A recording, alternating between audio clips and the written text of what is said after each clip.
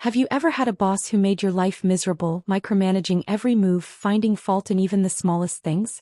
Imagine getting the perfect chance to turn the tables, without breaking a single rule. Today's story is about exactly that. A double cheeseburger, a tyrannical boss, and a revenge so perfect it still makes me smile. Before we dive in, hit that like button if you've ever had a boss who pushed you to the edge. And subscribe for more stories of clever, satisfying revenge where patience, observation, and timing win the day. I used to work at McDonald's, a place I thought would be a simple job, maybe a stepping stone. But the reality was different. Enter Linda, my shift leader. She was the kind of boss who could suck the joy out of a room before you even clocked in.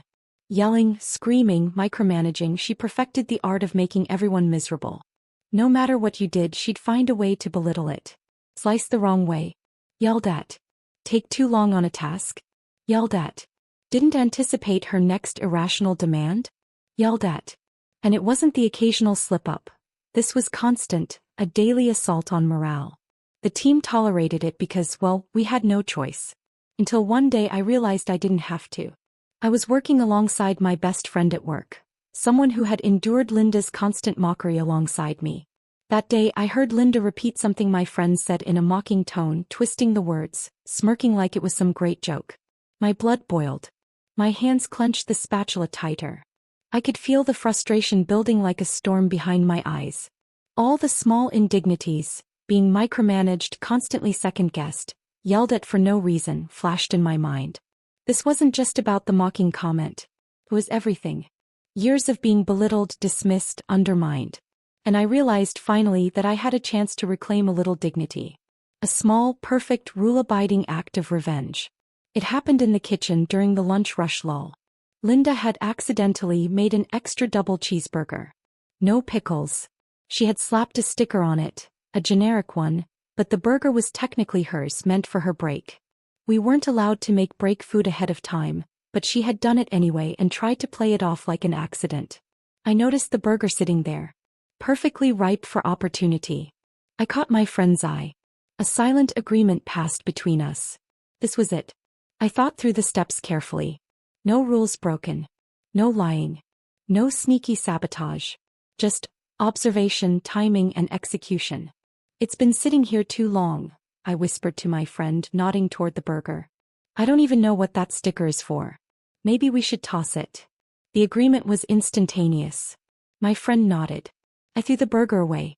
The anticipation was electric. I felt a rush of adrenaline, a mix of nervousness and exhilaration. This was tiny, almost trivial. But in that kitchen with Linda's tyranny looming over us daily, it was monumental. A few minutes later, the inevitable scream cut through the kitchen. Who threw away the double cheeseburger? Linda's eyes darted around wildly, searching for the culprit. Her face was red, a mix of anger and disbelief. I calmly stepped forward. It was me, I said. It had been sitting there too long and I didn't know what the sticker was for. Her jaw tightened. She stared me down, fury radiating off her in waves. But there was nothing she could do. I had followed the rules to the letter. I had done exactly what the employee manual allowed. The kitchen fell silent. My coworkers watched in awe. The air was thick with tension, with a mix of relief and amusement. Linda, after what felt like an eternity, stormed back to the kitchen to make herself a new burger.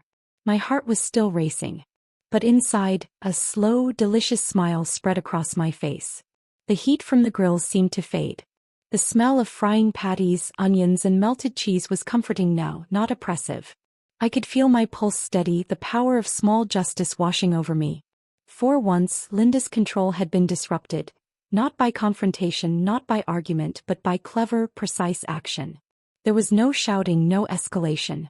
Just a tiny victory, perfectly executed. My best friend caught my eye and grinned.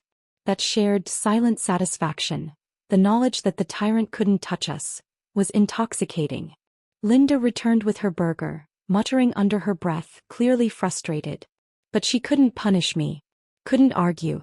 I had followed every rule, acted with integrity, and still managed to deliver poetic justice.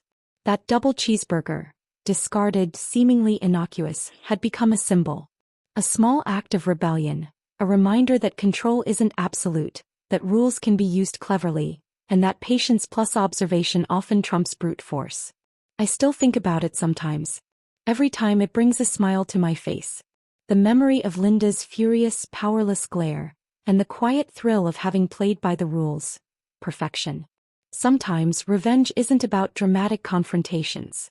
It's about strategy, patience, and the satisfaction of reclaiming dignity in a system designed to frustrate you. A tiny act, executed perfectly, can feel monumental when it restores your sense of justice. And in that kitchen, that double cheeseburger became my victory. If you've ever had a boss like Linda, hit like and share your story in the comments. And subscribe for more tales of clever, satisfying revenge, where intelligence, patience, and timing win every time.